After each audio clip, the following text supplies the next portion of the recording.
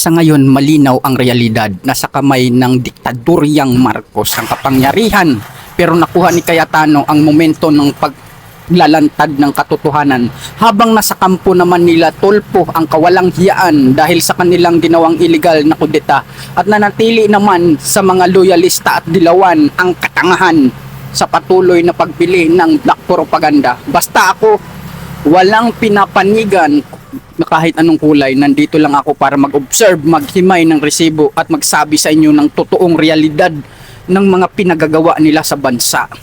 Kung pagod ka na sa mga bayarang trolls at bulag sa panatiko, para sa iyo ang channel na ito. Huwag hayaang manatiling piringan ang iyong mga mata.